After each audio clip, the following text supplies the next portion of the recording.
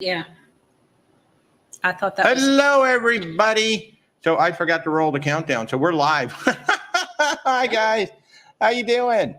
Good to see you all. Typically, I roll like this 2-minute countdown, and I totally forgot to roll it. And guess what? We're live. Happy Sunday. It's Cruise Chat Live. How y'all doing? If you'd like me to, I can go ahead and hum that little music that you're used to hearing, but you know. Are you sure it's live? Yes, it's live right now. I can see that we're live. It takes a while for it to run around. Hi, everybody. Good morning. How y'all doing? It's good to see you. It's Sunday morning. I'm Walter, your independent travel advisor, coming to you from the very toasty and muggy Orlando, Florida. It's already 91, 92 degrees out there, according to our thermometer, which is in the shade. So hi, everybody. Good to see you. Hey, Betty. Hey, Scott. How are you? Brent's here. Sue's here. Hi, everybody. Mary's here. Hello and happy Sunday, everybody. It is T-minus 2 days until we meet the brand spanking new Margaritaville Islander. I cannot wait to see it. I thought I had a tease graphic in here, but I do not. But hey, guys, how's everybody doing? I hope y'all are having a great Sunday. It's hot here. How is it where you are all doing? Is it okay? Is it hot? Is it? My sister was just telling me it's in the mid-50s up there in Connecticut today, and it's raining. Good morning, Cindy. Good morning, Zach. Good morning, Barbara. How's everybody doing? I hope y'all are doing well. If you're new to the channel, I'm Walter, your independent travel advisor. And as always, I've got my wife, Rebecca, sitting right off camera. We're going to spend about the next hour or so talking about all things cruising and doing our best to answer your questions. So if you've got questions about cruising, and our weekly public service announcement, if you're watching us on TikTok, you cannot use the word Virgin Voyages. They will block you if you try to ask a question about Virgin Voyages, so just use VV instead. Why? I don't know. They're a big cruise line now. They're on TikTok. So, hey, Eric's here. Becky's here. Benny, good morning, Kurt. 132 days, Benny says, until the Sun Princess. So we're taking out a group. If you didn't see the show this past Thursday, we did a whole episode just on our group cruises that are coming up. We've got 3 of them so far that we're currently booking, and we're already talking about a few more. But yes, and the Sun Princess is one of those. In fact, we're basically on a last call for the Sun Princess. We expect to lose our group cabins any time now because the sailing is in October and the final payment date is in July. So we're in an any day situation now where we will not be able to add any more cabins to that group. We're offering an extra $100 on board credit, and we're sailing October 19th through the 26th on the brand new Sun Princess. Can't wait to meet that ship. It's going to be amazing. Good morning, Tara. And then our other group cruises, just real quick, we're going to be on the Oceana Riviera in Alaska, June 26th through July 8th. I can't give you the exact pricing, but we have 3 cabin categories on that cruise that are up to $1,000 off the public pricing. Plus, we have $1,200 in bonus amenities, which are prepaid gratuities and a drink package upgrade. So it's like $2,200 off the public price right now. Again, you know, they can recall those cabins at any time. So we've got those cabins until they recall them. And then on the Norwegian Aqua, May 31st of 2025, we've got exactly 5 cabins left up to $1,000 off. So if you want to come see that brand new Norwegian Aqua in May of 2025, cannot wait. So again, if you're new to the channel, we invite you to subscribe, like, share, do all those wonderful things that TikTok and YouTube enjoy that you do, to tell other people that you like what we're doing. Now, our services are 100% free. That's the biggest question we get. So what are your fees to hire you as a travel advisor? Nothing. It costs you absolutely nothing. So we get paid by the travel partners on the back end after you travel. So you can take advantage of our almost 20 years of cruising experience. Plus, we have a network of about 5,500 travel agents that we work with under the KHM Travel Group, you know, to help with your travels, and they are invaluable. And we don't just book cruises. I know we talk about cruises every Sunday, but we do land tours, theme parks, expedition, luxury, you name it. We do it. So if y'all got questions today, go ahead and start dropping them in the comments. We will do our very best to answer. But in the meantime, Rebecca has a fun story. I'm sure some of you guys saw this story already. Rebecca, why don't you go ahead and tell the story? Well, I mean, I don't have necessarily a ton of specifics, but Who needs specifics? We just need generals. Apparently, there was a family that was cruising somewhere. I think it was the first cruise for all of them. But it was a parent and a teenager. And the teenager, they were all out and about, and the parents were shopping. And the teenager told the parents, okay, we got to get back to the ship. And they said, no. Mm-hmm, and then he kept telling them, we got to get back to the ship. And then finally, the kid just left and went back to the ship. Smart kid. And the parents stayed and were haggling over trinkets. And you know where this is going, people. And they did not make it back to the ship on time. And apparently they had to, fly themselves at great expense to the next port. And they were mad at the teenager for not were mad at the kid. Quote unquote, getting the ship to the kid was the smart one. The kid was the smart one. The kid is on the ship, enjoying the ship because he knew better to get back to the ship. And the parents are just out there. Folks, when they say all aboard time is, 5 o'clock, all aboard time is 5 o'clock, especially if you're not on a ship tour. So you better be back. And I think you even said they were mad at the kid for not telling the ship to wait. The ship's not going to wait. Yeah. The ship is not going to wait. It's time to go. It's time to go. So kudos to the kid for actually understanding the rules and getting back to the ship and trying to get their parents back. That is honestly funny for me. I mean, it's obviously not funny for the parents, but those are the rules, and it's good that the kid actually understands it already. I mean, I hope they were all reunited at the next port. I believe so. I believe they got themselves at their own expense, obviously, because exactly. And of course, you always got to know whether you're on ship time or local time. More often than not, now we're on ship time, at least in the Caribbean. But man, folks, don't play with that because the ship has a schedule.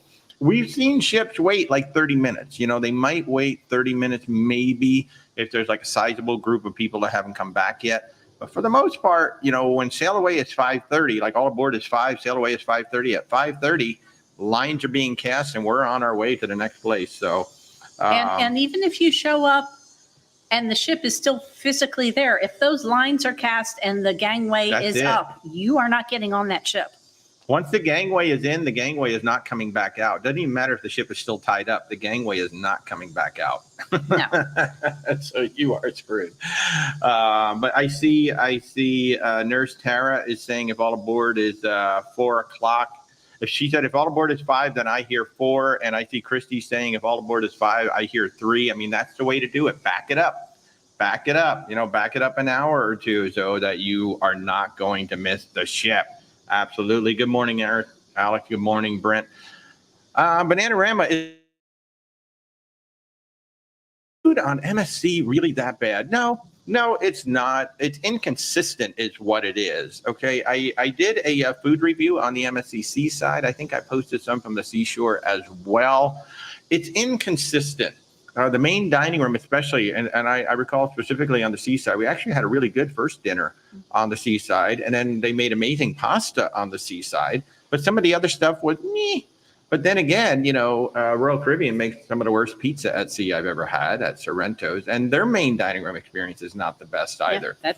So, no, is it really that bad? No, not really. I mean, there's going to be things that you like. There's going to be things you don't like, just like, Norwegian, Royal, all the other guys too. So no, it's really not that bad. It's everybody's food taste is different. And if you have the expectations, look, a main dining room on a mainstream cruise line is very hit or miss. I will say the specialty dining experience that we had was really good. We did 3 restaurants in the specialty dining on the Seaside. They were really good. And the pizza's great. And Christy's showing love for Sorrento's again. I know. I'm ignoring it. And the mozzarella and the burrata, the fresh mozzarella and burrata on the buffet was amazing. Their coffee is awesome, and the affogato and venti is awesome. So you're going to find things you like. You're going to find things you don't like. But no, it's not as bad. I mean, I've seen some vloggers that just really emphasize this was horrible, and it makes it look like they didn't even eat anything on the ship. We ate plenty on the ship. We did not go hungry. No, I did not lose weight. Yeah. I mean, I may not have gained as much as I have on some other cruises, but I did not lose weight. Christy loves her Sorrentos. Look, I see kids lined up at Sorrentos all the time on Royal Caribbean. Look, on the Icon of the Seas, I gave it an edible. All right, I was actually able to eat the entire slice of pizza on the Icon of the Seas, but the other ships we've been on in Royal, it was like one bite and nope. Hey, Benny says Judy's here. Hi, Judy. How you doing? Good to see you. Thanks so much for joining in. Going to see you in October. Cannot wait. Let's see. Alex said to skip the MSC buffet, stick to the MDR specialty dining. See, I'm the other way around. I would say I found more to eat on the buffet. I don't know. Yeah. I mean, you got to pick and choose wisely in the MDR. Yeah, and in the buffet. And in the buffet, but the pizza's in the buffet, so that's good. Pizza's in the buffet. That's amazing. But I've had. I mean, honestly, I preferred the main dining room in MSC over Norwegian. Yeah, I'll give it that. Yeah. Although I haven't been on Norwegian in a while. Yeah. But I preferred it over Norwegian. I'd say it was pretty similar to Royal Caribbean. Yeah. But it's definitely not going to be amazing. Food is subjective. Food is so subjective. So. Now we have another question. Boy, we're talking about food today. Dave is asking, how is the food on Celebrity? So I think Celebrity and Princess are two of the best at the main dining room and the buffet. Just in terms of overall quality, overall selection. I think they're really, really good at those two aspects. Their specialty dining is quite good. Murano is one of my favorites. I think Tuscan Grill, when it's on, that's the Italian restaurant, it's good. But when it's off, it's like slightly better than Olive Garden. So Tuscan Grill to me is like a lunch. Murano is they have that lobster dish is absolutely amazing. And then of course on the Edge class ships you have even more restaurants. But overall, I would say that Celebrity and Princess are two of the best at the main dining room and the buffet. And then and the service too. The service is outstanding on both cruise lines. They really are. So, and again, it is very subjective. I mean, and it's still even those. While I absolutely do enjoy them, they're still not going to be like a Michelin star experience by any means. Unless you go to what is that one? I'm talking the main dining rooms. Yeah, the main dining room. No. Yeah. It's not going to be a Michelin star, but they do have Le Voyage by Daniel Balud on the Edge class ships, which is nice. But yeah, you're never going to get that Michelin star. I will say the best main dining room experience so far for me has been on Oceania. I mean, their Oceania grand dining room, which was included. In fact, all the food is included on Oceania, even specialty restaurants. But I would say the main dining room was as good as or better than a lot of the specialty dining that we've had on other cruise lines. So if you really want to step up the food, like I think the best overall food that's included in terms of a mainstream cruise line is still going to be Virgin Voyages. And then you step up to Oceania, and Oceania is like all included. And it is amazing. See, Barbara's saying she never starved on NCL, right? So we don't. No, I never starved. We don't particularly enjoy the MDR or the buffet on NCL, but we certainly don't go hungry. No. It's easy to find food on there. Yeah. So and even in the main dining, I mean, there's things I'll eat. Yeah. But that's just it's a personal thing for me. I like a little more. I like a little more adventurous food, and to me, it's a little too plain. And Nurse Tara says Celebrity food is amazing. The Murano lobster, I'm telling you, right? That Murano lobster is absolutely amazing if you're going on Celebrity anytime soon. Now we're going to get on an Edge class ship soon. We still haven't made it onto one, but I really want to try some of those new restaurants on the Edge class ships as well. I don't know about that. They're getting kind of pricey. Yes, they are getting pricey. Well, everything's getting pricey these days. Everything is getting pricey these days. So yeah, but I mean, like even I know Princess has raised their specialty dining rates, but even so, that's more kind of what I expect, like $45. Yeah.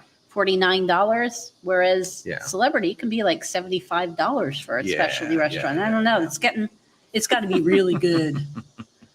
Hermes, you're boarding the Majestic Princess today. Yay! And I missed somebody right above. Sandra is getting ready for our October our October Sun Princess. I know, yay! So we got the Sun Princess, we got the Majestic Princess.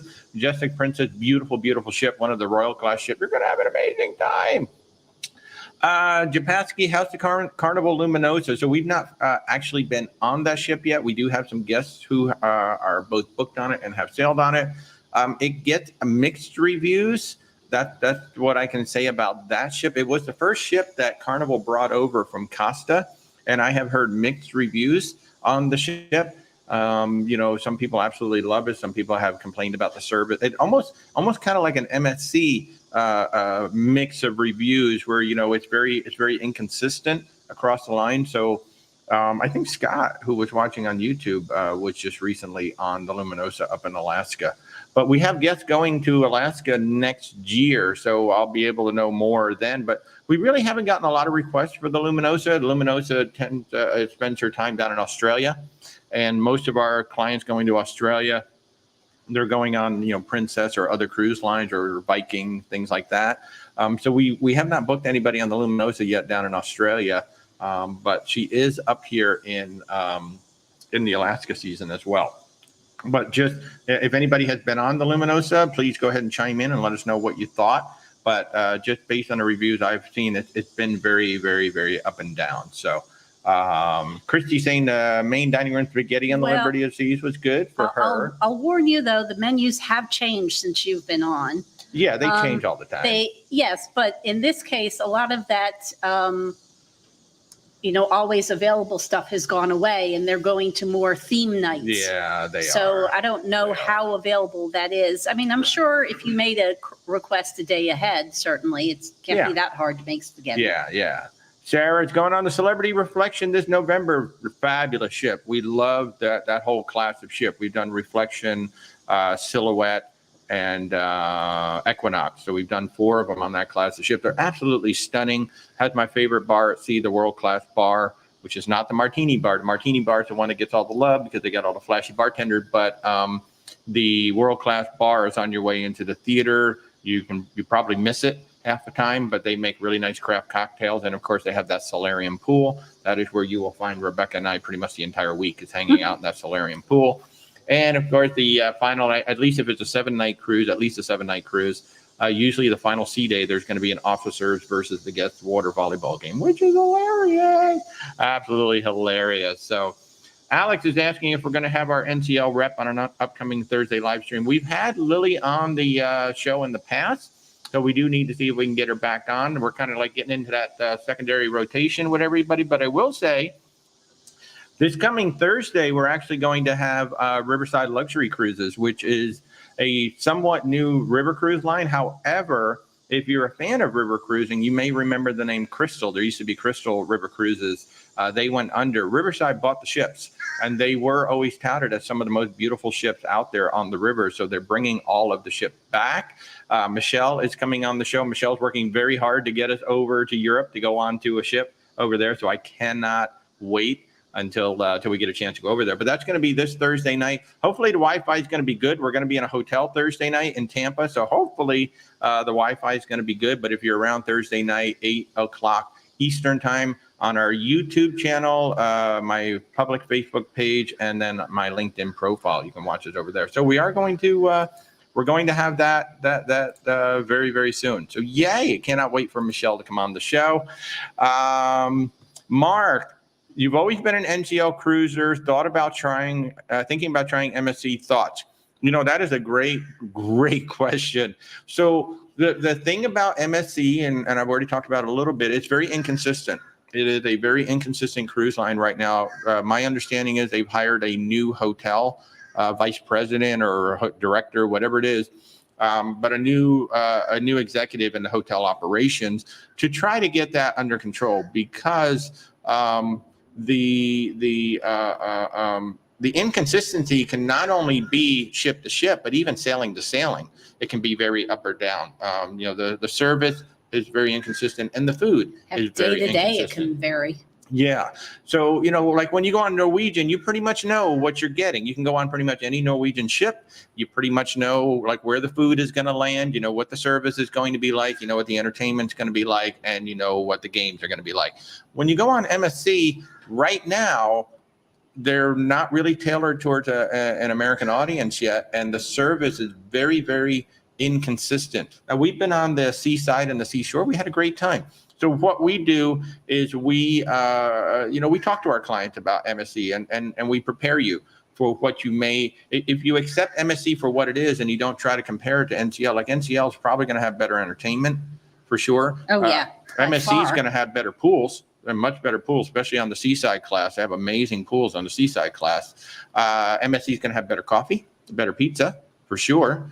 But as long as you accept it for what it is, I mean, you can't beat the price. I mean, I can put you in the yacht club for about the price of a balcony on a lot of NCL ships. And that yacht club, especially the newer ships. Yeah, for like you can't even get close to the Haven for the prices that you can get into the yacht club. Yeah. So I would encourage you to go try it. I mean, everybody should definitely go try it. You're thinking about, you've done the Viva and now you're thinking about trying the Seaside. So the Seaside is the original of the C class. I will tell you some of the navigation around inside is a little confusing. It's a little choppy. They have all these mirrors that, like, I almost walked into walls several times. Yeah. So there's a lot of chrome. I don't know what the chrome budget is at MSC, but I don't think there's any ships at sea that have more chrome than MSC. They have a lot. At least on the seaside class. Right. Now, what I will say about MSC in Europe, pay very close attention. They basically run a hop on, hop off cruise itinerary in Europe where you can get on the ship at multiple ports. You can get off the ship at multiple ports. And some folks who have done that have said, it's a bit of a weird experience because, like, you don't all come on together, you get to know each other, and then you all go off together. There's people literally coming on and going off. Like, every single port is an embarkation and a debarkation day, and it creates a bit of a disjointed experience. So on the one hand, it's kind of cool. You can get on the ship anywhere you want. But on the other hand, it kind of creates a little bit of a disjointed experience. So I want to try it in Europe. I want to really see what it's actually like. But that is the one thing that I've heard. On the one good side, you can get on any port you want. The bad side, it's always embarkation, debarkation day. So, but ultimately, I say this about any cruise line. The only way to actually decide definitively whether you enjoy it or not is to try it yourself. Just go try it. And you also, especially with MSC, you have to look at what you're paying. Yeah. Because what you're paying, it kind of pretty well matches up with what you're getting. Yeah, it does. I mean, when we went on the Seaside, we gave it like a 7 for an overall cruise, but for what we paid, it was an 8.5 all the way. It's a solid 8.5. So yeah, it is a cruise experience that everybody should try. Just, when we book our clients on MSC, we have a discussion about MSC and preparing them to say, look, if you've been on Royal Caribbean, you've been on NCL, this is not them. MSC is MSC. So Alex is asking if we're ready for the Islander. We're definitely ready for the Islander follow along, folks. T-minus 2 days. The Margaritaville Islander is coming up the west coast of Florida. In fact, she might even be in Tampa now. I had a lot of friends sending me pictures. She was in Fort Lauderdale picking up her crew. So here's the thing. So we're going on the Islander in 2 days. It's going to be the preview. Then we're going to be on her for the inaugural. Anybody who's listening to this that's coming on the Islander, just be aware they literally picked up their crew. It's not going to be a perfect cruise, all right? The crew is still going to be figuring out their way around. Everything, they're all going to be figuring out their way around. Dinners might be slow. Things might be slow. But we're all there to just experience the ship and see what the ship is all about. So, yes, I'm incredibly excited. I was just talking to some of the Margaritaville team. I've been texting back and forth with them. So, Benny is saying, anybody going on Celebrity, get an old-fashioned at the world-class bar. That is where I was introduced to a good old-fashioned, and I get one every time. And Nurse Tara is reminding me that if you go on the eclipse, the equinox, or the solstice with Celebrity, they have glass blowing. Honest to goodness, glass blowing. And we have done that. And she also said she loves the real glass. And Kurt is reminding us that he went on the Seaside the week after it failed the inspection. It was the lowest score ever, like 67, something like that. And they were constantly cleaning. And we went on that ship about a month later, and it was just perfectly fine. So yeah, some people were telling me about how the Paradise failed an inspection recently, the Margaritaville, and it was like an 83. Yeah, and like 84 is failing. Yeah. Shane's asking for thoughts on Celebrity. You're going to Japan next June. Celebrity's a great cruise line. I'm going to assume that you're going on probably the Millennium class ship, which is a smaller ship. God, people love those ships. Oh my God, they love those ships so much. I have a whole, I think I got 4 cabins, a whole family going to the Mediterranean on the Constellation or the Millennium in August. They're just great ships for those kinds of ports, those kinds of itineraries, because they're smaller. They're like right around 2,000 people, much smaller. You know, when you're doing European cruises, when you're doing Alaska, when you're doing kind of exotic ports, and I just consider Japan exotic, even though it really isn't these days. The smaller ships are nice because you can get into ports that you may not get into otherwise. And when you do get into the port, there's maybe 2,000 people getting off the ship. There isn't 6,000 getting off the ship. I think you're going to have an absolutely lovely time. We've sent quite a few people on that Millennium class. Everybody has loved that Millennium class. So yeah, you should have a great time. Spidey Sandy, hello. You're doing a huge group bachelorette on the MSC Mirabilia. You're going to have a great time. That ship, man, when you see that big promenade with the video wall and a video screen, you're going to have a great time. Well, and that's the other nice thing when you're doing big groups. It's definitely a ship that can fit a lot of different budgets. Yeah. And so that's nice. And if you're bringing a whole big family, you know, it can fit a lot of different budgets. So that's it sure can. Great. Now, Liam is saying that he just got off the Divina and it was an experience. People were rude. People were rude and the crew didn't do much. Yeah, it felt weird for that on MSC. So here's the thing, you know, MSC is a European cruise line. So a lot of times when Americans get on those ships, even here in the U.S., we are kind of a stranger in a strange land.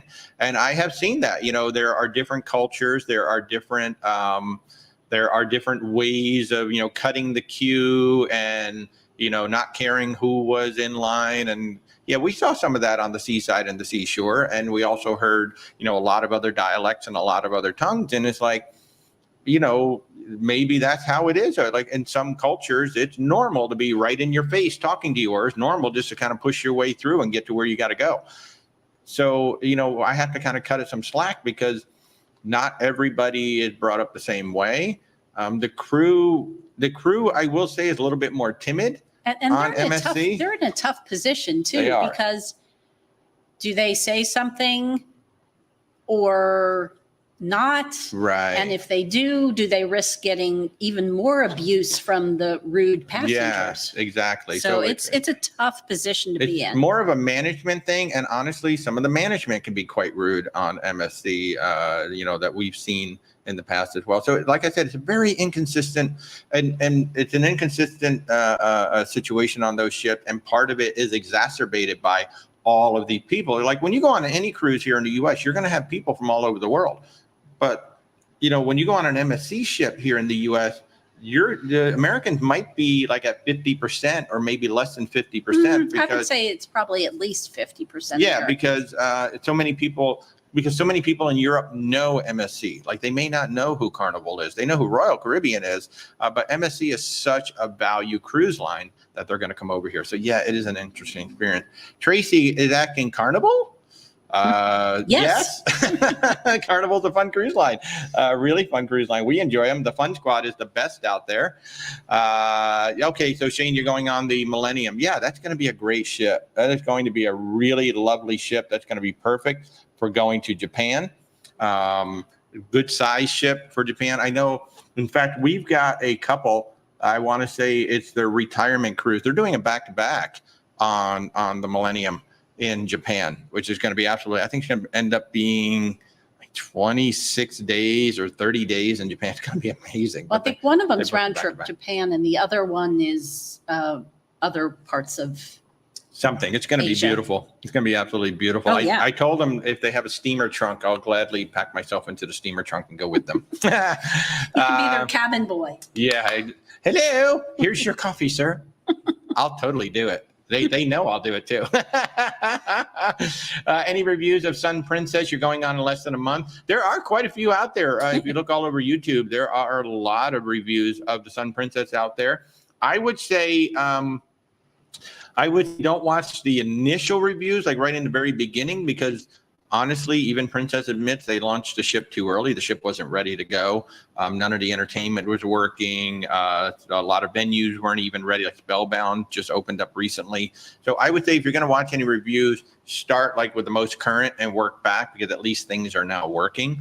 Most things, not everything. Yeah, we'll know in October. We're going in October. This is one of the big reasons why we set up our group October 19th. We did not want to be anywhere near the ship in the beginning, because this is not only is it a new class of ship, it's the biggest ship they've ever built, and it has so many new features on it that they've never had at Princess before. And it was also a new experience for the shipyard too, because they hadn't built anything really like this. Well, they were the biggest ship that the shipyard had ever built. So there were so many things going against that ship that we're like, you know what? We'll let us spend the season over in Europe, and then we'll book it over here. Now, the ship itself looks absolutely gorgeous. I know some people are complaining about some of the sizes of the venues, that they are still a little bit on the smaller side. We're a little disappointed that they're taking away the sanctuary from everybody. Once the ship gets over here, they're introducing basically the retreat experience by now locking the sanctuary in with the suite and a certain level of mini suite. And one level of balcony. Yeah. But Rebecca, could you take that light and back it up by about 2 or 3 feet? Yeah, just take it back like 2 or 3 feet. There's a cord. I can't. Oh, so sorry. But yeah. There you go. Somewhere in there is better. Thank you. It was just so bright. But yeah, so work backwards. Look at the latest Sun Princess reviews and then work backwards, because the initial ones were not the best because so much wasn't working.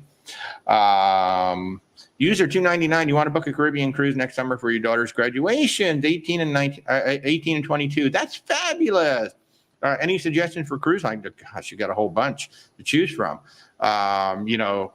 And because they're 18, that opens up Virgin Voyages. So Virgin Voyages is 18 plus only. So there's not going to be any children on the ship. And then, of course, anything. It all depends on what they want to do. It all depends on what they like. Literally, you've got Royal Caribbean, Norwegian, Carnival, Virgin Voyages, Celebrity, Princess.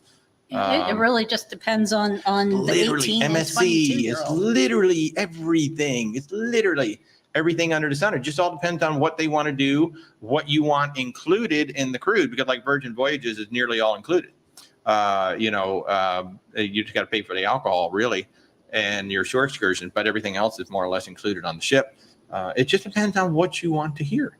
It just depends on what you want on what you want on the ship. That's something where we work with you. Well, that's exactly what we do. We work with a lot of clients just like that. Hey, I want to take my daughters out on a graduation. These are the things that they like to do. And this is the time frame that we want to go. And this is where we want to sail from. And then we go out and we do some research to find usually 3 or 4 options to go out there and sail. But literally 18 and 22, it could be anything under the sun at that point. Let me see what I'm missing over here on the YouTube side. Okay, you guys are having a great discussion on the YouTube side. I'd love it. How often do we cruise? Well, it used to be maybe 2 times a year was a big year. Last year we did 6. I could have to go back. We lost track, but we did like 6 or 7 last year. Now that we're travel advisors, we're trying to do like 6 or 7 a year. A lot of them from Florida, because we do live in Orlando, so it makes it a lot easier where we can just simply go drive. Although I will say we had this kind of pause between last cruise we were on was in January, and then we've got the one in 2 days, and there's a big pause due to moving.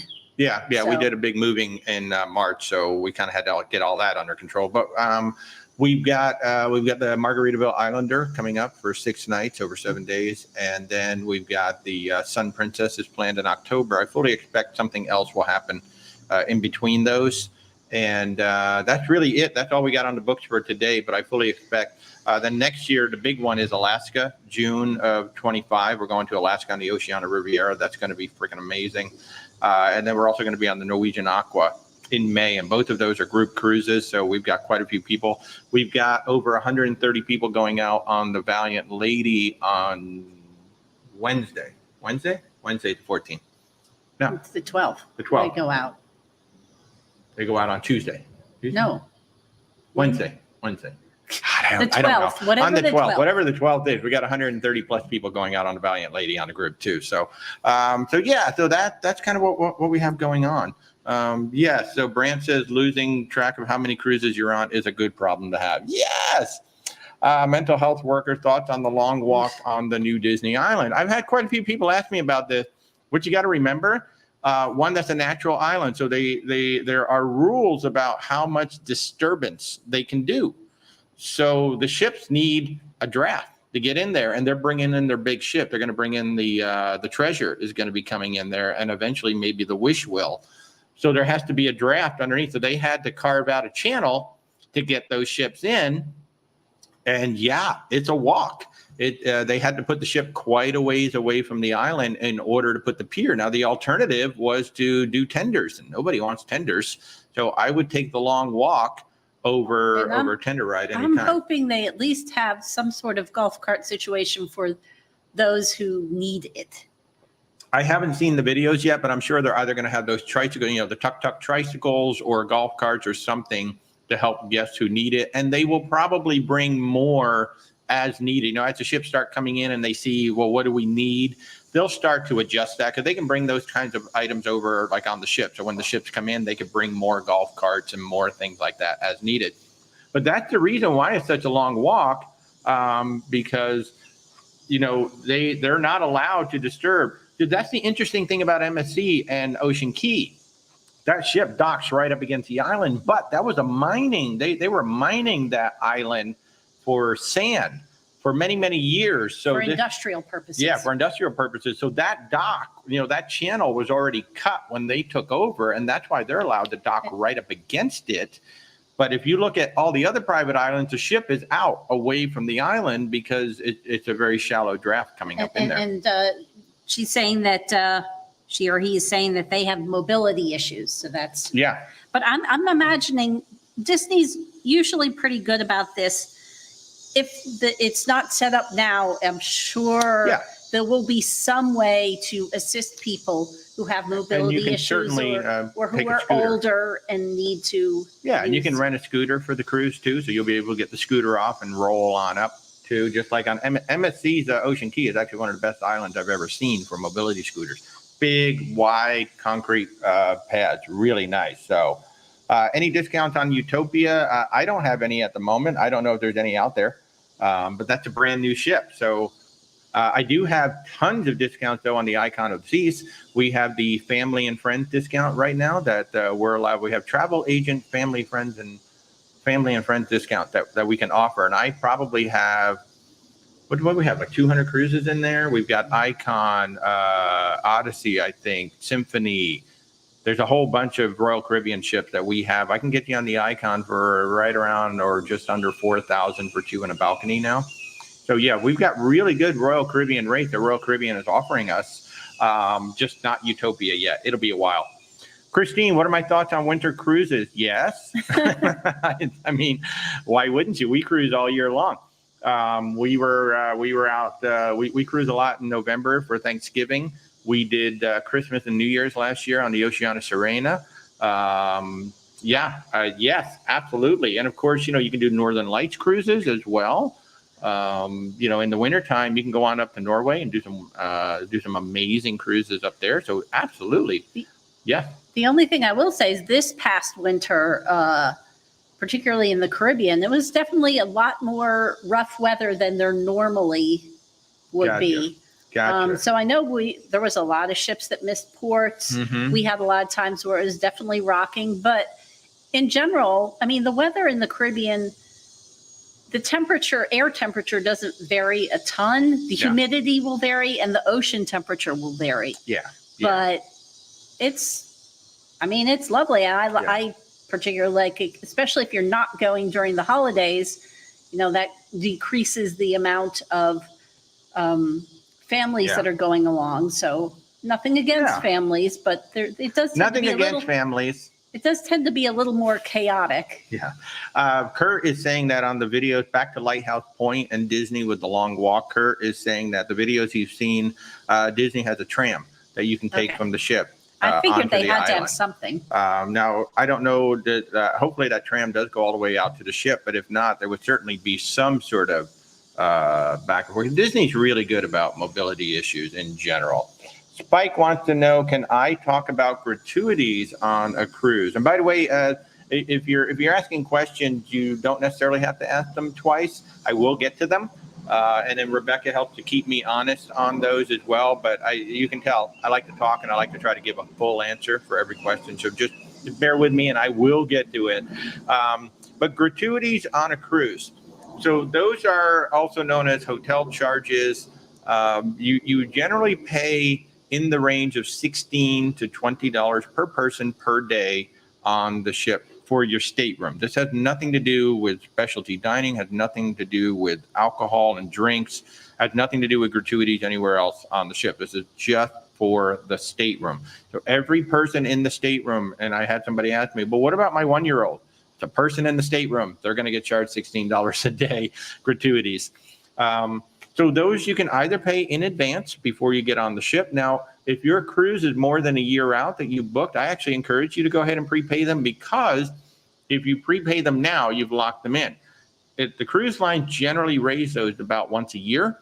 So if you just wait to pay them on the ship, your gratuities may have gone up by, say, $2 a day per person.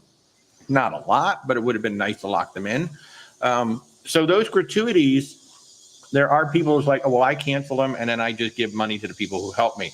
What you don't understand is that room steward who is helping you, there could be 100, 200 people behind that person under the bowels of the ship that you will never meet, who are supported by those daily gratuities. And when you turn those gratuities off and just hand the money to your room steward, you're taking away the money for everybody behind the scenes that you do not see. Same thing with the server. So you tip the server, and that server is part of the hotel gratuities. You're not helping the dishwashers and the sous chef and everybody else behind the scenes who is helping to make that meal for you. So that's what those automatic gratuities go to. A lot of it goes to the people behind the scenes that you never see. In addition to the people you do see. Yeah, in addition to the people that you do see. It's generally kind of a pooled between a certain level of staff members. They pool it all together and it gets distributed. I mean, the people that you see, might only be 1/10 of the crew, right? You're seeing a very small sampling of the crew. There's a lot of crew. If you ever do one of those behind the scenes tours, then you really get a sense of how many people are down. Just go to that laundry area. Oh my God, it's like 150 degrees down there. And there's a whole mess of people working down there. So, when you do those behind the scenes tours, then the gratuities really, those automatic gratuities really start to have an impact on you. It's like, oh yeah, there's all these other people back there. What I generally encourage people to do is leave the automatic gratuities in place, whether you do it on the ship or prepay it, leave those in place. And then if there's any particular person who has made your cruise extra special, give them a little bit more in cash. Yeah. For me, it's going to be the bartender, the one that I like, and my special barista who always makes it perfect each time. Because there's a difference in the baristas, people. There's some baristas who can nail it every time, and some baristas, not so much. You know what I'm talking about. Hunter wants to know what my favorite cruise line is. It is the one I'm sailing right now. Whichever one I'm on, that is my favorite cruise line at the time. People think I'm joking. It's actually true. So in a couple of days, Margaritaville is going to be my favorite one because we're going to be on their ship. I like to cruise. Margaritaville will be our 11th cruise line. And I like to cruise. Here's what I like about it so much. It doesn't matter what ship I'm on. There are going to be crew members who make your vacation special. Doesn't matter the ship. They get to know you. You're happy to see them every day. They're happy to see you every day. And they know your name. Like, how do these people know my name within the first time of meeting me? And it's like, hey, Walter, okay, I'm going to get your cappuccino right now. So it doesn't matter. I just like being on a ship. I'm being pampered. I'm being pampered 24/7. And we when we're going out for our own personal vacation like the Margaritaville, we're going out there really to inspect the ship and see what it's all about for our clients. We're also going to enjoy it. But when we're booking our own personal vacation, we pick the ship based on the type of vacation that we really want. Like a great example was last year when we went on the Oceana Serena. We have been wanting to try Oceana for a long time. We really were intrigued by the 650 passenger ship. So on the one hand, yes, we were going on as travel agents to inspect and see what the ship is all about. But on the other hand, we picked it because we had been working so hard last year And for Christmas and New Year's, we just wanted to relax. We did not want a lot of people. We didn't want a big ship. We don't need all of those big top deck activities just to chill and do nothing at all. So in that particular case, we picked the Oceana Serena at only 650 people. All the foods included, beer, wine, champagne was included with lunch and dinner, specialty coffees included, drink. So it was just the most chill. And then I got myself the most muddy I've ever gotten on that one excursion. But you know what, I like to have things to do. Like I'm dying to go on the quantum class so I can do the bumper cars, and I really want to do the skydiving. So when we do that, I'm going to go pick those. If you want to talk about a completely different holiday time-ish experience, the year before that, we went on the Symphony of the Seas. We were on the Symphony of the Seas, yeah, the year before that. And we had a fabulous time, totally different experience, much more active, big shows and all of that. So I really don't have, honest to God, I don't even really have a favorite ship. A lot of people are like, well, what if you were booking tomorrow? So the way I feel right now, it might be Celebrity or Virgin tomorrow. But if you ask me in a couple of days, I might say, well, I really want to go back on the Icon. The Icon was so much fun. Oh my God, the Icon was so much fun. But you know, it just depends on the type of vacation that we want to go on. So I honestly don't have a favorite one. SK, yeah, please do connect. Go ahead and reach out. Now, folks, if you're trying to schedule a meeting with me like over the next week-ish, you'll notice I have very limited time because I really don't know what the Wi-Fi situation is going to be on the Islander. Once I know how that Wi-Fi situation is on the Islander, I may open up more times over this next week. But right now, the only time to schedule me this coming week is like Monday and Thursday, because I know Thursday we're going to be in Tampa in a hotel. We're going to be hanging with Tony from Lolita Loca. Tony and Jenny, cannot wait to see them. You're welcome, Christine.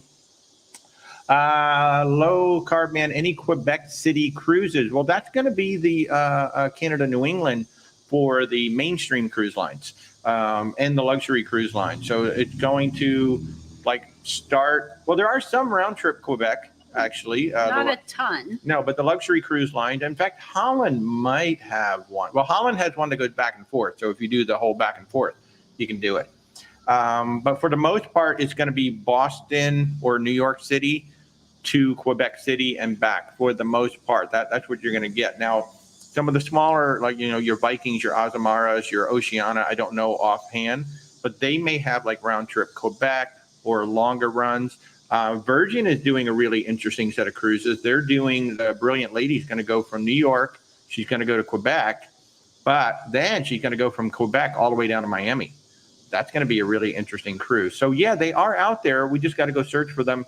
And of course, they're usually only going to be in that fall time period, you know, when the leaves September, are out, October. Yeah.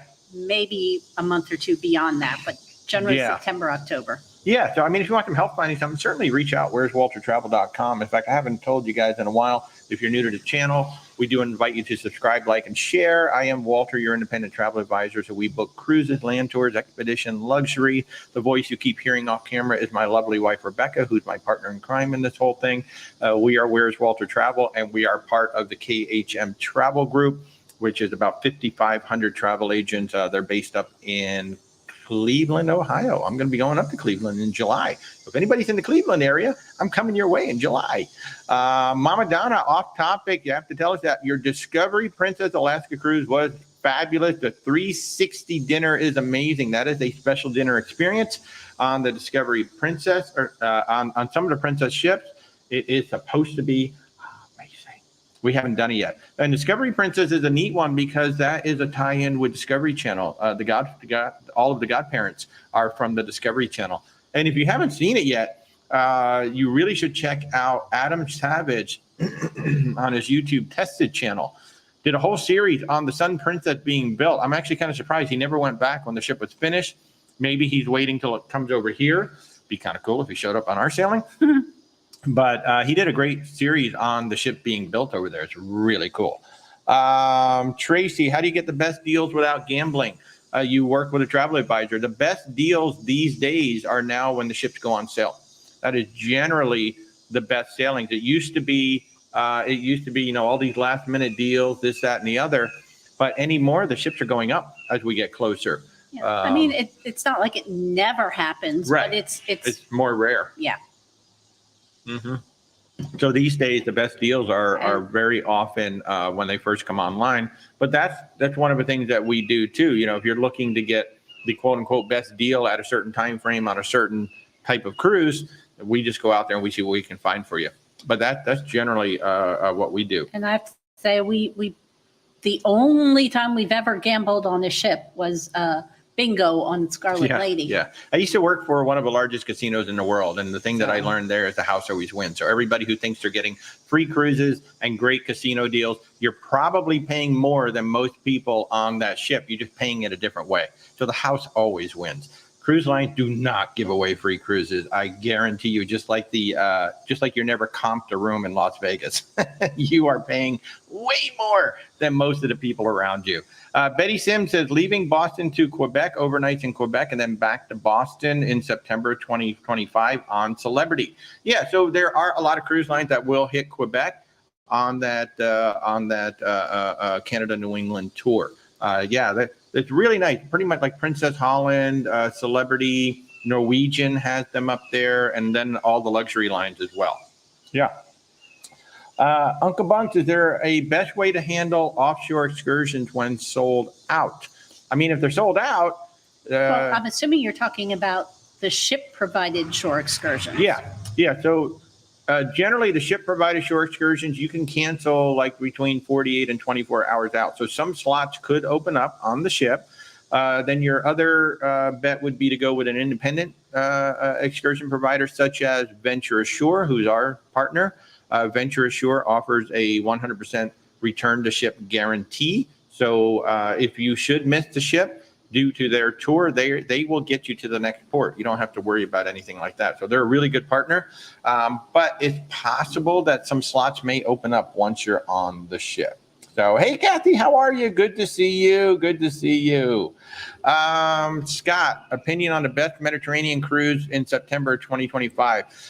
There are probably 250 of them. Seriously. It all depends on what kind of a ship you want to go on. Where do you want to go? Because the Mediterranean is a big area. We have the Eastern Mediterranean. We've got the Western Mediterranean. We've got the Adriatic. We've got Greece. We're all over. Her name is Scottsdale Girl in Love. Oh, a Scottsdale Girl in Iowa. In Iowa. You need new glasses. I do. Well, no, it was the background.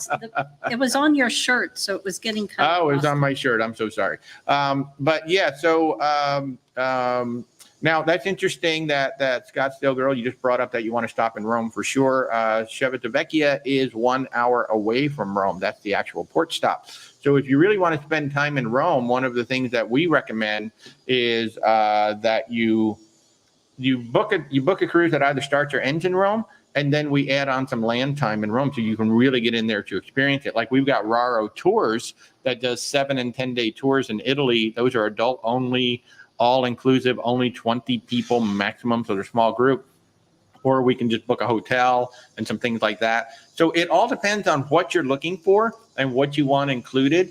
So it's the kind of thing that we would have to have a conversation first. We do this all the time. We have booked so many Mediterranean cruises, but everyone is different. I don't know that we've even booked 2 people on the same cruise, like 2 different groups of people on the same cruise. We booked everybody on all these because, one of the things that we don't do is go, well, we just booked somebody on that Princess thing. Why don't we push the Princess thing on them? No, we go find the exact ship and the exact itineraries that are going to work best for you. We don't have any allegiance to any particular cruise line. Our allegiance is to you and to find what you want. So there are do our darn best. Yeah, and of course, the longer of a cruise you can take, the better you're going to have. And if you're okay with doing one way, if you go one way, you're going to hit more port stop than if you do a round trip. So if you're on like a 7-night cruise from Civitavecchia and you're going to hit a few port stops and then you got to get back there. Whereas if you go from Barcelona to Athens, you're going to hit a lot more port stops on the way to Athens because the ship doesn't have to loop back and come back. So there's a lot of things at play there.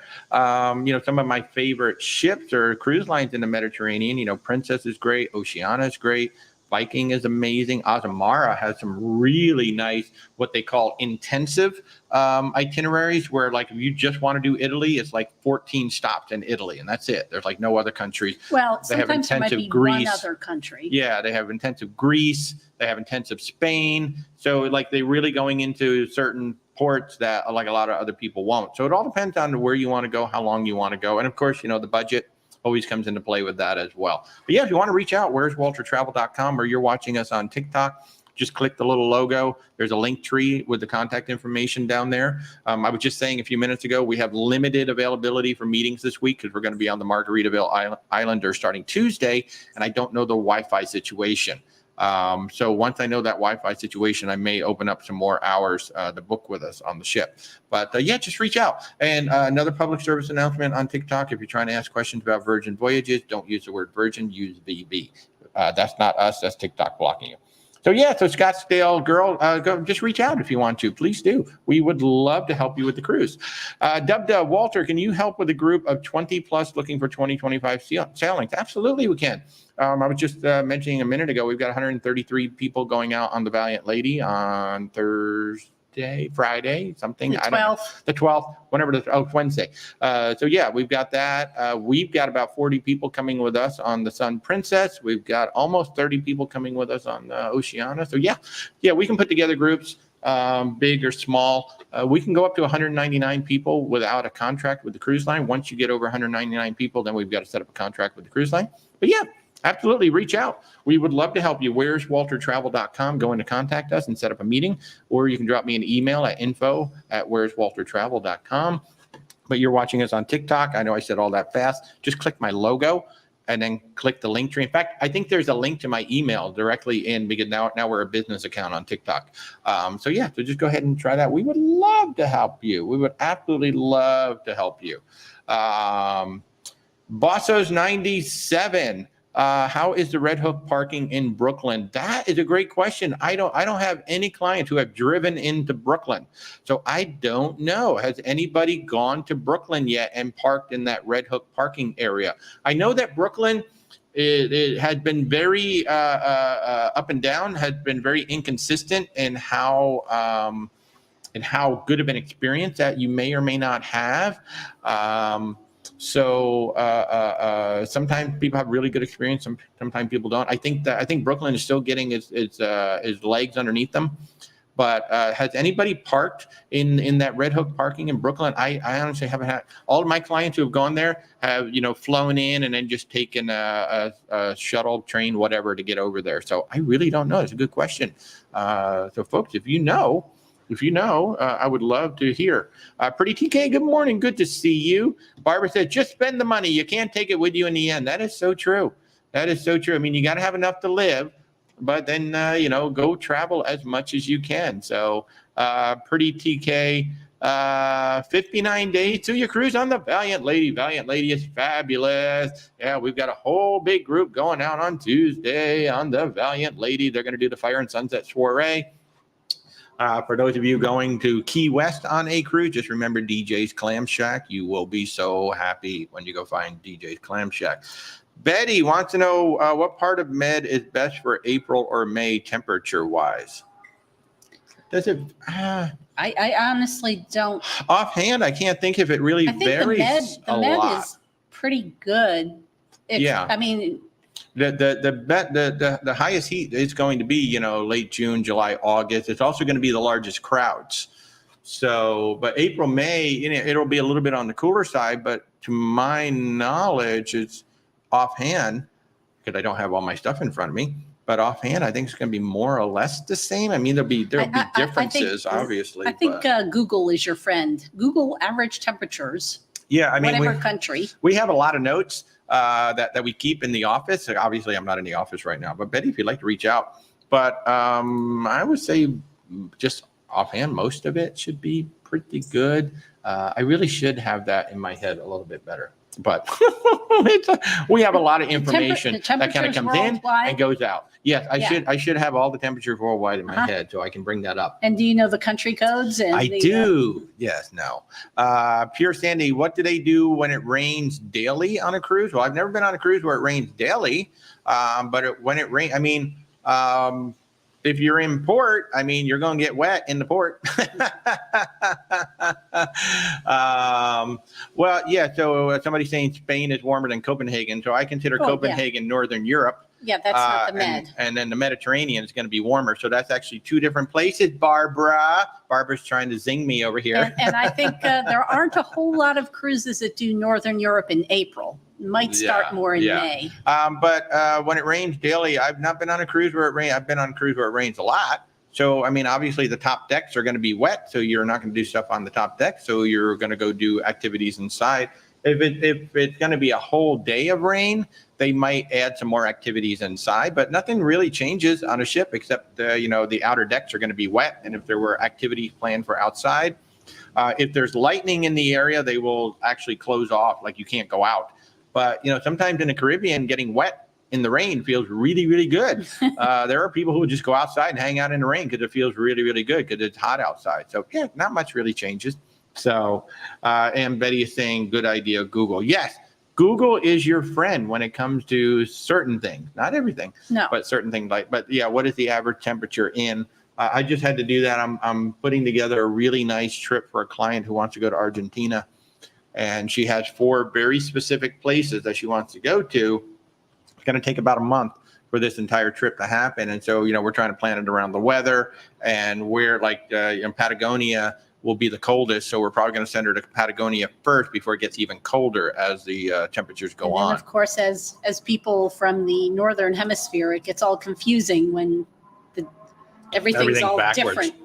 Yeah, winter is in our summer and summer is in our winter. So we have to think about all of that. And Betty's saying Virgin Voyages is excellent because all ages are represented except 17 and under. We have literally seen everybody. We've seen probably 18 to 92-year-olds on Virgin Voyages. They are a fabulous cruise line. They're very much come as you are. What's really interesting about them is that, they really don't have a dress code, but we see people who take more care to get dressed up for dinner, I think, because you're not going to a main dining room.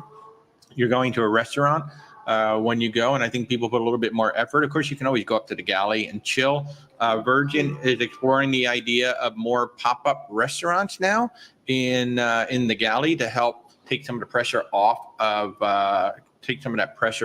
those restaurants, because those restaurants can sometimes be very hard to book, especially the popular ones like the Wake, Razzle Dazzle, Pink Agave. They can be and even Extra Virgin, they can be very difficult to get reservations. Test Kitchen's probably the easiest one because a lot of people are not quite sure. Gun Bay too can be. Yeah, Gun Bay can also be.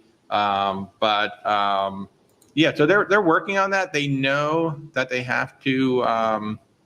They know that they have to have more alternates for people who can't get the reservations. Yeah, because in the beginning, the ships weren't sailing full. Now they're sailing full quite often, and that presents a bit of a problem when you made your restaurants a little smaller than they should have been. I mean, they wanted to create as much public space as they could, and even they know now, and even they admit that maybe building 4 ships completely identical might not have been the best idea. Maybe they should have put some variation in them.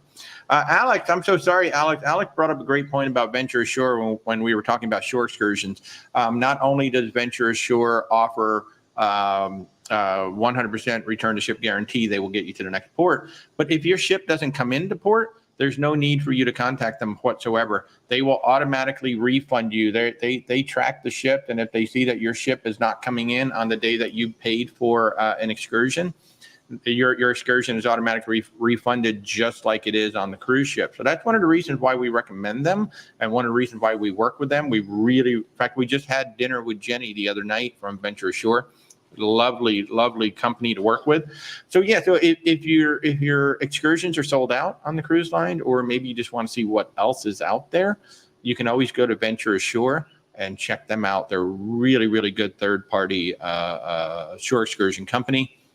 They don't have everything. Oh, and the other thing about them, they can also create a custom tour for you. So if there's something you really want to do, but you don't see it, I mean, the cost will be a little bit more because they're creating that custom tour just for you, but you might be able, like we tried very hard to put together a coffee plantation tour while we were in San Juan. It just so happens that the day we're going to be there, the only one that's open that could do a tour for us is like a 2-hour drive each way. We're in port for 14 hours, but to me, it's not worth 4 hours of drive just to go to a coffee plantation. So, Cheryl, you went on your Hawaii to Vancouver cruise. Amazing. That's what Stephanie did. You can go watch her vlog as well. She was on the Norwegian Spirit, which I believe is their smallest ship.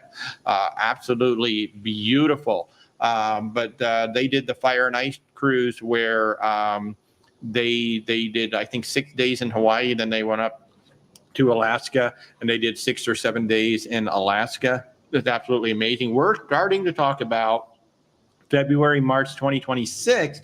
People always ask us about group cruises, but I think an upcoming group cruise is going to be February, March 2026 with Hawaii Loop from California.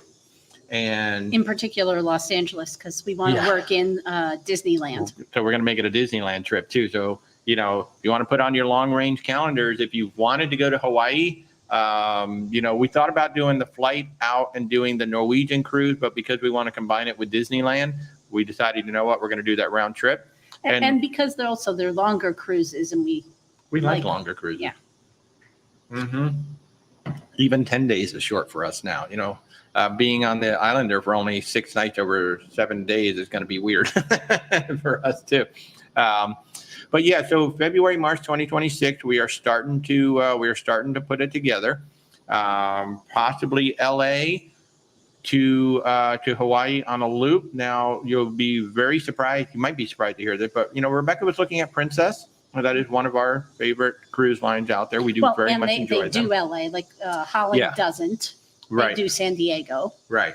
But then she started looking at Viking, and she realized that Viking was very close in price to Princess. So being said, they didn't have the 2026 itineraries for Viking out yet. Yeah, and also Oceania might do it, and some of the other cruise lines might do it. So we're still just kind of looking. We're waiting for more itineraries to come up, but you can fully expect that February, March of 26, we will probably have a group cruise going from LA to Hawaii.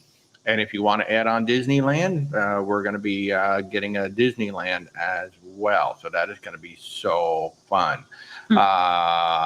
Scott, you just got off the Ovation in Alaska. Those ships are so interesting because that Quantum class was built more or less specifically for Alaska. So they're going to be absolutely awesome. I love that indoor sportsplex, and I love the iFly. I'm glad you had a good time. That would have been, I believe, Round Trip Seattle. Is that one? So yeah, that's a very popular. We're doing Round Trip Seattle next year, but we're doing it on the Oceania Riviera. It's actually going to be 12 nights. So we're going to get to go to 8 ports, which will be amazing. Plus, we only have 1,200 people on the ship. It's going to be quite a bit different than the Ovation. I think the amount of people on our ship could probably go into the Ovation Theater,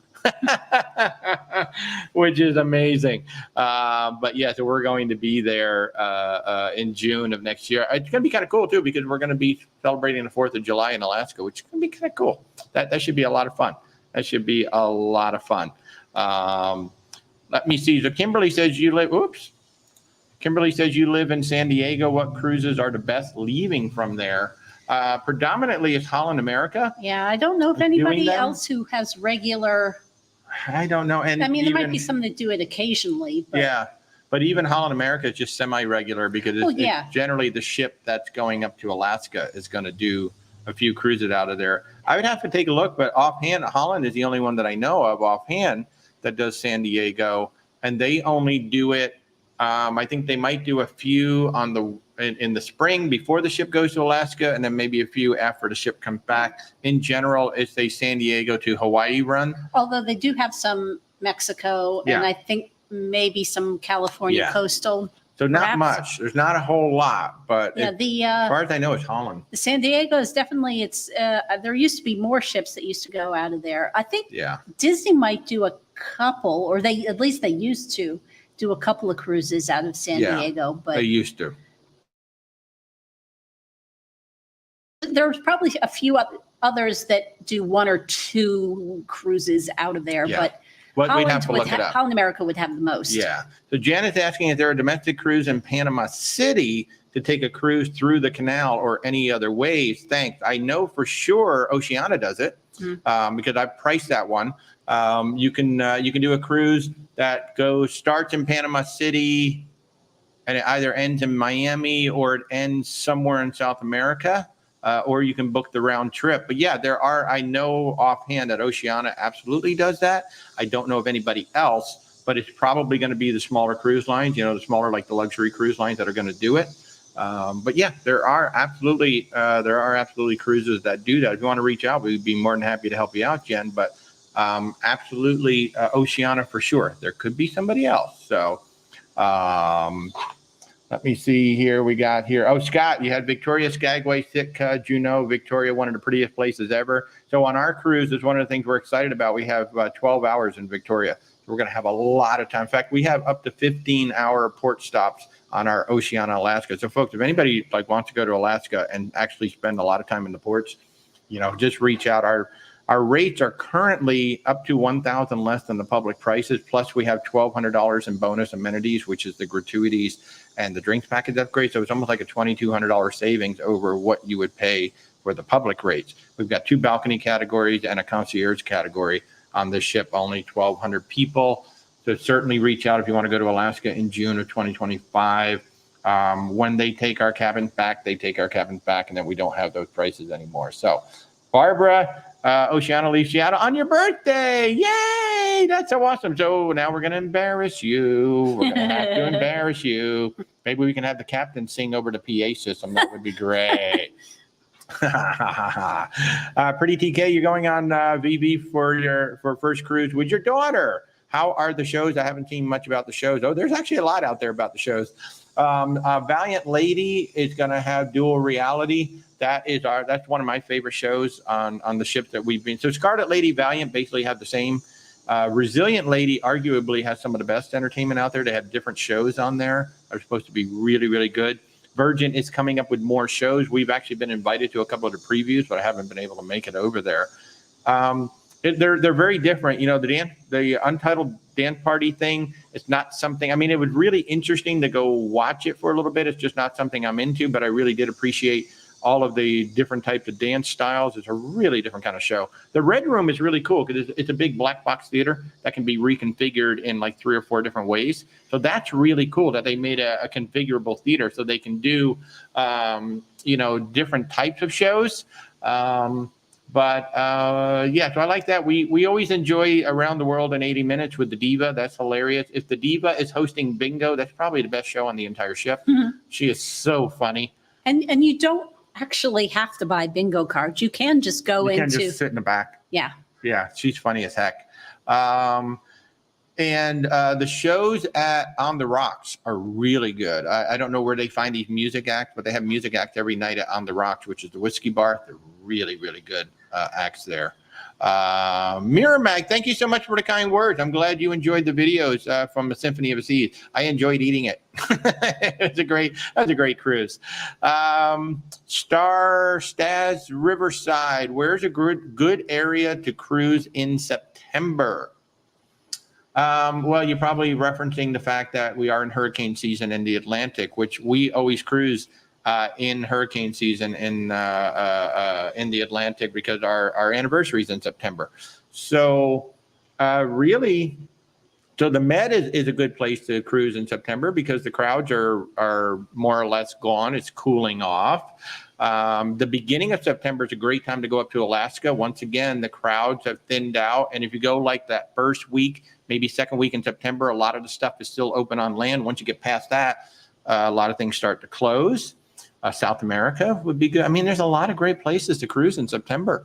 It just depends on what you're looking for. A few places you probably, like the Hawaii from California, you can't do in September. That's only in the winter. Yeah. But yeah, there's a lot of things open because that's kind of a transitional time when they're transitioning from Alaska and Europe over to the Caribbean. A lot of good repositioning cruises September, October. So like if you want to start, in Vancouver and go to Hawaii, start in Hawaii, go to the South Pacific. The transatlantics are starting to happen between the U.S. and Europe. So there's a lot of really cool repositioning cruises out there in September as well. there's a lot of areas it's a good time because September is even a good time to cruise the Caribbean because the kids are back in school. Mm-hmm. So September, price-wise, tends to be one of the better months to cruise because the kids have just gone back to school. I would say September and January are two of the best months to cruise just in terms of pricing, because the pricing tends to be the lowest the minute the kids go back to school. Even for your Princess, even for your Holland America, because they bring a lot of kids onto the ships with them during the summers. But there's actually a lot of good places to cruise. So it all depends on where you want to go. But Miramac, you're going to try an old fashioned. You do it, man. Go on the Symphony of a Sea. I'm trying to think. I don't remember. I remember I didn't have the best old fashioned on there, but there was a nice little pub that was on the promenade. Was it the Point and Feather? I think it's what it's called. That was probably the best one that I had on the entire ship. So yeah, go there. I can only imagine. That's a fun handle. Your favorite time to cruise is November. Yeah, one of our favorite times to cruise is Thanksgiving week. We love to cruise for Thanksgiving because there's no drama. There is absolutely no drama. I love cruising during Thanksgiving. You don't have to worry about the turkey. You don't have to worry about any of that stuff. So we've done 5. I think we've done 5 now. And our last one was a group. We took a whole group out on the Valiant Lady. And that was actually really cool. I highly recommend Virgin Voyages. Yeah, there you go. You cruised Thanksgiving last year. I highly recommend Virgin Voyages for Thanksgiving because what they did. You're welcome, Stef River. Hey, just reach out. You're watching me on TikTok. Just click the logo, and there's a link tree. Contact us. We'd be more than happy to help. Our services are 100% free, and we'll just talk to you and figure out where to send you in September. That would be great. But Virgin Voyages for Thanksgiving. What they did was really great. They actually served the Thanksgiving meal during the entire cruise at every single restaurant.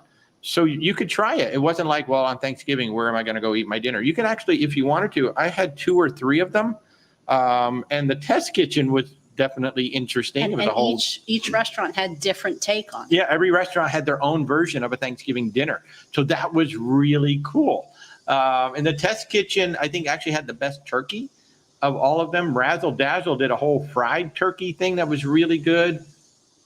Maybe that was the only 2 we did. But I thought that was a neat way to do it rather than just Thanksgiving night and just in a main dining room. They came up with a Thanksgiving menu and served it the entire week. So you had a chance to try it in each of the restaurants. And they even had special holiday drinks, too. Oh, they did. They had some really good drinks as well. So if you want to try something really different for Thanksgiving, go on Virgin Voyages. Of course, you got to be 18 plus to go on there. But try a Virgin Voyages ship in the U.S. For our Thanksgiving dinner. It was great. Chris, you're going to be calling us for September? Absolutely. Give us a shout. We would love to help you out. We're so thankful to be your travel partner. Thank you so much. Pretty TK on Valiant Lady. How is Deck 9 in Essential State Farm? In Essential Stateroom as far as helping with feeling motion. So Deck 9 is pretty low. Deck 7 is your promenade deck, and then you got 8 and 9. So if you're in Essential Sea Terrace on Deck 9, you should not feel a whole lot, especially if you're going to be right here in the Caribbean. They are some of the most stable ships that we have been on so far. Those lady ships have been absolutely seamless. I will give a special shout out to the MSC Seashore, though. In December, we were in some really rough weather, and that ship was nice. That ship was smooth, really, really smooth. Bearing in mind that Walter and I are not overly susceptible to any sort of our cabin was on deck 10 or 11, and it was smooth. Now, when you got up to the top, you felt it, but and you're following up by saying your daughter gets car sick, so hoping this location will help her. Well, I have to say, car sick and big cruise ship are complete, those feelings are completely different. They are, because there's so much like flying by you, and that's what tends to get a lot of people, because that blur, as a lot of things are going right by your head. And even people who get sick on say ferries or fishing boats, a lot of them don't have problems on big ships because it's so much more stable. Ginger candy is good. Cruise swear by green apples, and of course ginger ale. Those are good things. So I can only imagine, what is our favorite cruise line and why? You'd love to hear everyone's experiences. So we actually talked about this a little bit earlier. I honest to God don't have a favorite cruise line. Margaritaville, when we get on the Islander on Tuesday, that will be our 11th cruise line. I used to say there's about 350 cruise ships out there. I was wrong. There's actually about 500 ocean cruise ships out there right now. And there's over 500 river ships out there. So we really don't have a favorite cruise line. When we pick our personal vacations, we pick them based on how we want to vacation. You know, I love the Icon of the Seas. I love the Oceana Serena. They are the Serena would fit in Central Park of the Icon. So two completely different experiences. So I love cruise ships. You know, if I could, you know, I would try every cruise ship out there if I really could. Like I'm really intrigued by Mein Schiff. That is a German cruise line. Really intrigued by AIDA. That's a European cruise line. I believe they're German too. I believe they are. It would be interesting to be a stranger in a strange land, right? Being an American, being English speaking, we would be in the minority. So, you know, I talked about it a little earlier, but when we chose the Oceana Serena for Christmas and the New Year's, we chose it because we had just had a really big, we had an amazing first year in the business, and we were working really hard, and we wanted to pick a ship where we could just chill. We wanted really good food, and that was like the big priority. Food and the specialty coffee was included. So all the food's included, all the specialty coffee's included. That ticked two of my boxes, and only 650 guests. So coffee wasn't my priority. That wasn't her priority, but it was mine. So we chose that specific ship for that specific cruise. It was 12 nights. Plus it had Guadalupe in it, and we really wanted to go to Guadalupe because that's where Death in Paradise is filmed, one of our favorite shows. And we did actually get a chance to see a lot, which was really cool because their Christmas episode was filmed a lot in the botanical gardens, and we had just visited the botanical gardens, so we were recognizing everything. That was awesome. But at the same time, you know, I love the big ships. I love the Icon of the Seas was amazing. I want to go on the Quantum class. So we pick our ship based on, when it's our personal cruise, we pick the ship and the itinerary based on the type of vacation that we want. We've yet to have a bad cruise. We've enjoyed some ships more than others, but we've yet to have a bad cruise. There's nothing like going on a cruise ship and having the crew welcome you. They're just so fun. It's such a great feeling. And we appreciate how hard they work. You know, so I really don't have one.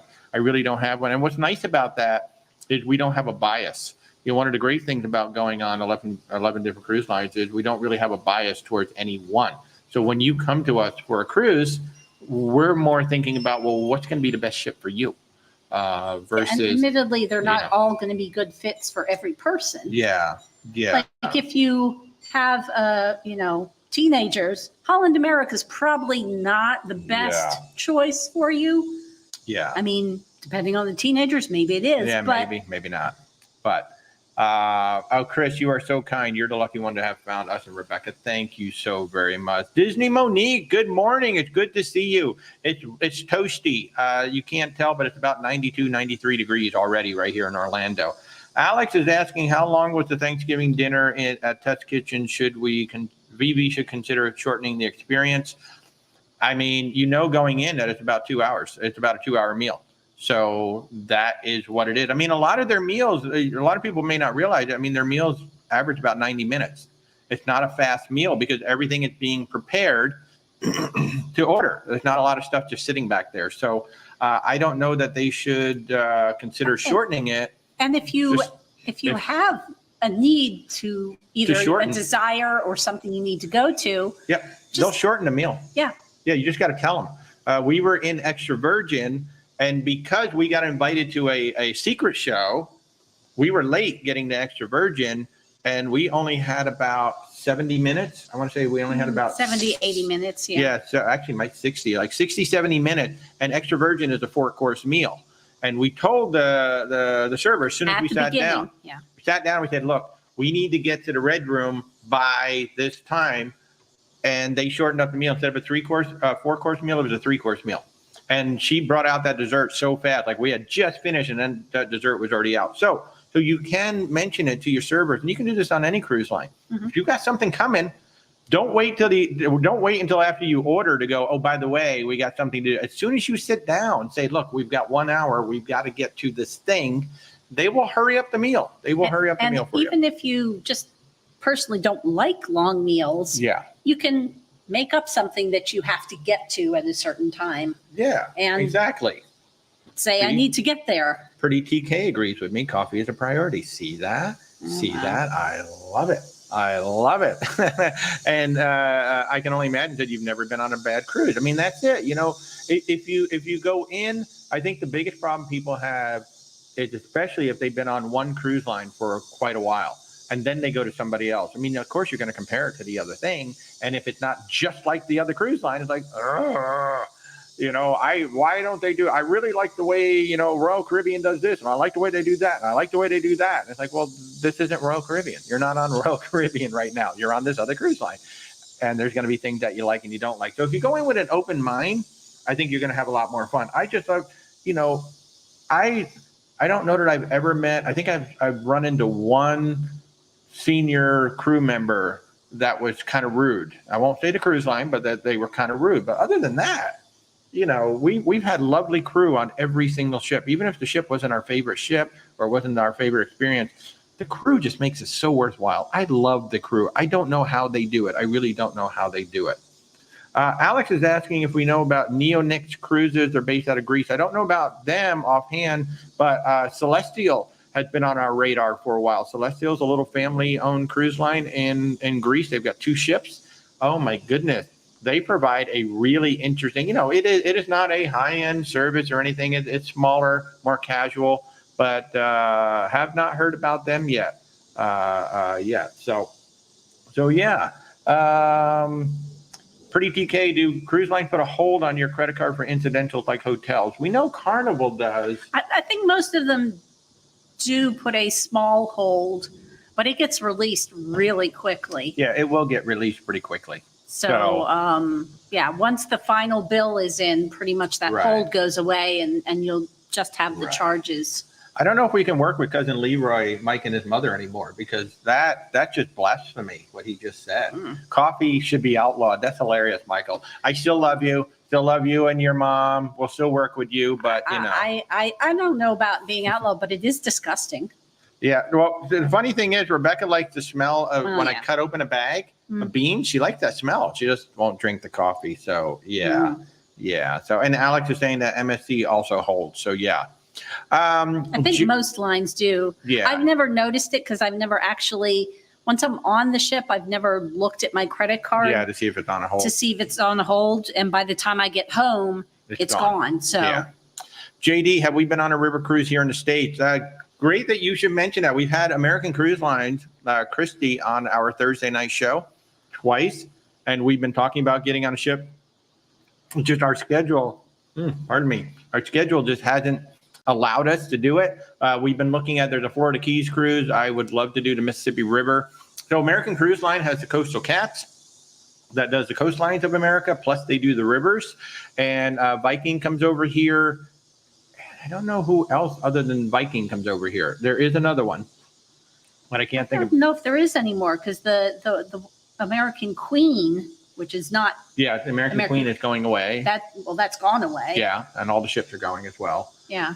But no, we haven't done one. We have sold them. American Cruise Line is the one that we've sold. They are a lovely ship. They've been building all new ships. I think they're building like 20 ships. They're building a lot. And they're building them right here in the U.S. But that's next on the list. I'm hoping maybe 25.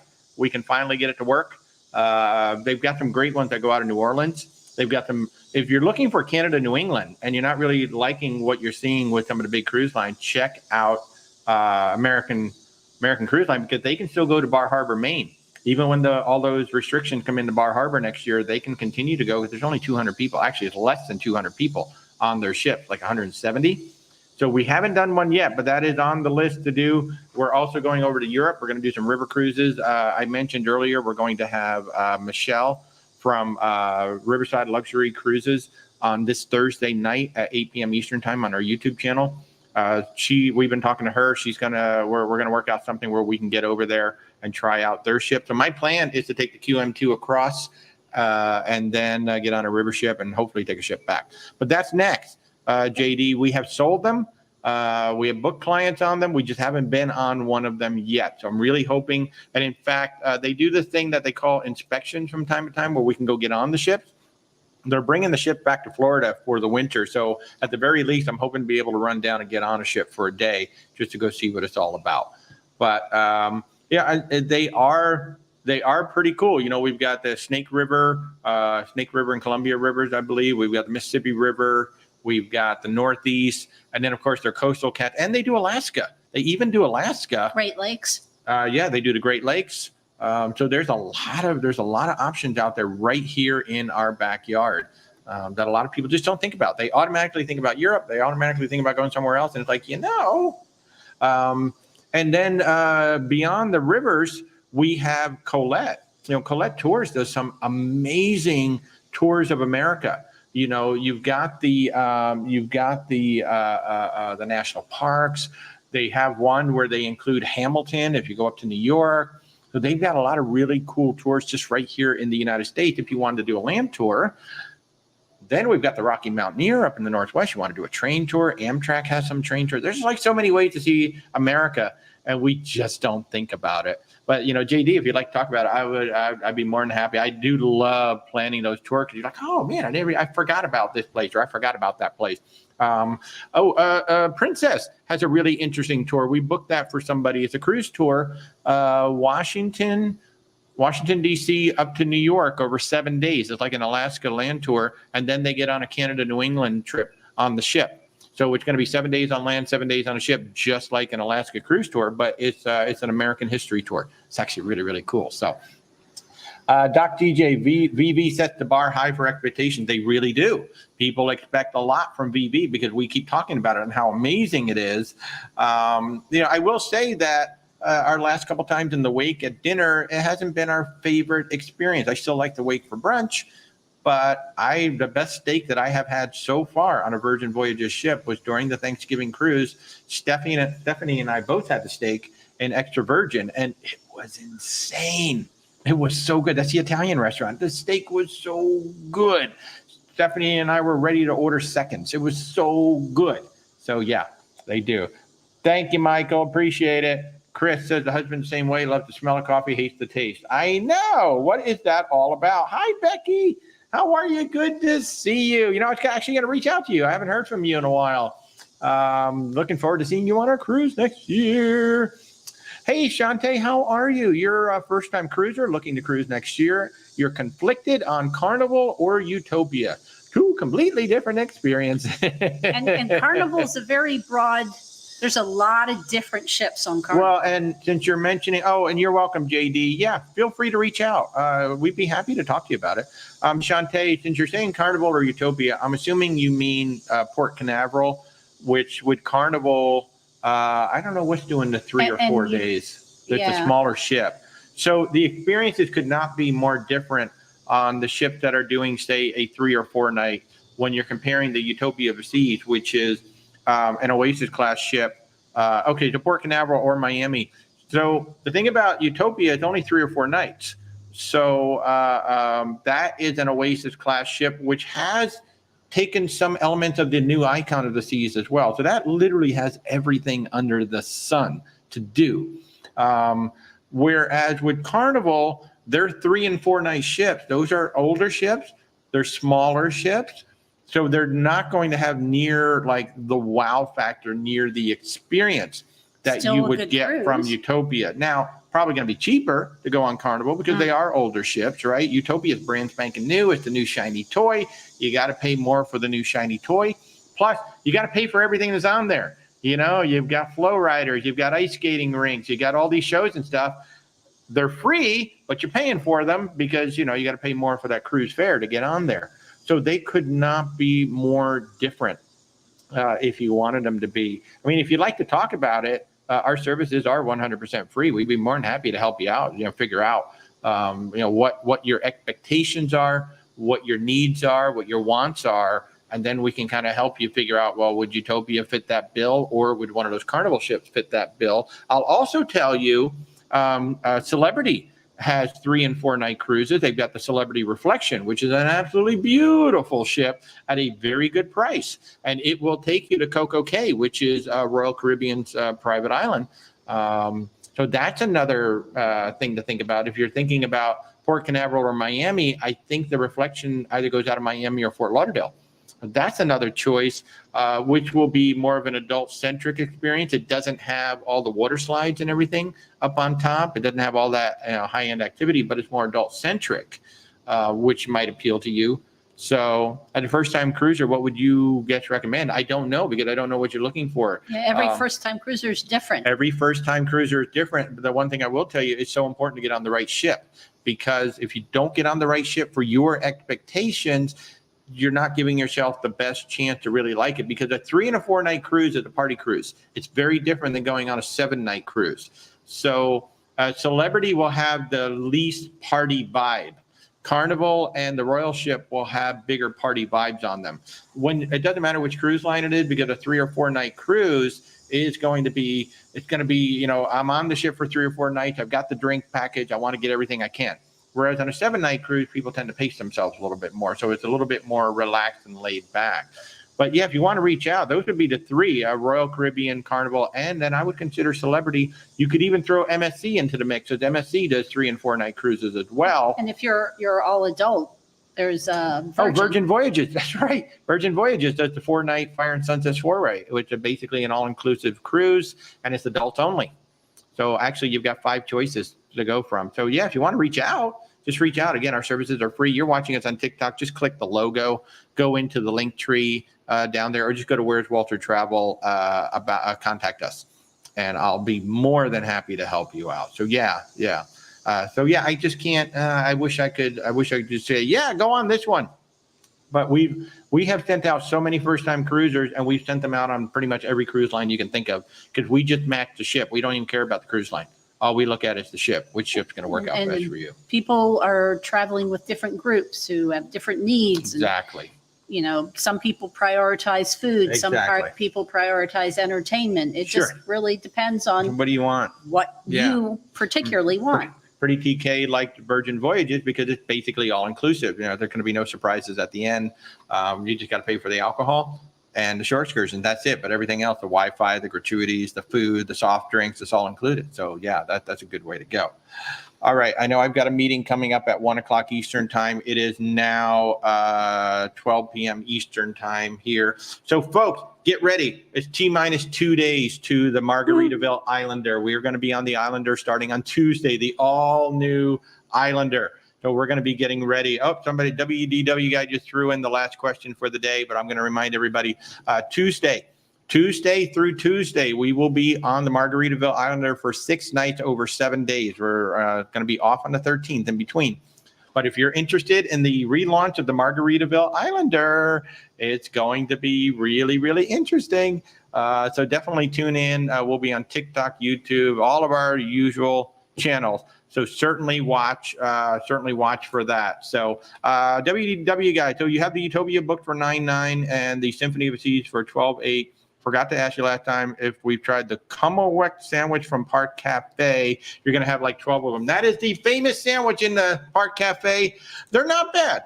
I won't say it's my favorite sandwich, but yeah, the most dangerous thing for me on any cruise ship is Shack Big Chicken on Carnival. I can go to town on Shack Big Chicken. I gotta pace myself on that. So folks, if you're watching us on YouTube, just remember Thursday night, we've got Michelle coming up from Riverside Luxury Cruises. We're gonna be talking river cruising in Europe. And I will be live from the Islander. If it works, I will be sending you footage from the Islander. So definitely stay tuned. Everybody over on the YouTube side and Facebook and LinkedIn, thank you so much for tuning in. We'll see you guys hopefully next Sunday. Yeah, next Sunday, we're going to be on the Islander. Wi-Fi willing, we'll be live from the Islander next Sunday, y'all. And I'll probably pop up during the week too. So just keep watching my social channels. I never know when I'm going to pop up. I'm going to try and have some surprise guests. If I'm lucky, I'll get to talk to Jimmy Buffett's daughter, who is going to be the godmother of the ship. So that'll be super cool. So folks, thank you so much for tuning in on a Sunday. Everybody over on the YouTube, LinkedIn, and Facebook side, I'm going to sign off now and say we'll see you Thursday night, 8 p.m. Eastern time, and hopefully next Sunday from the Islander. Have a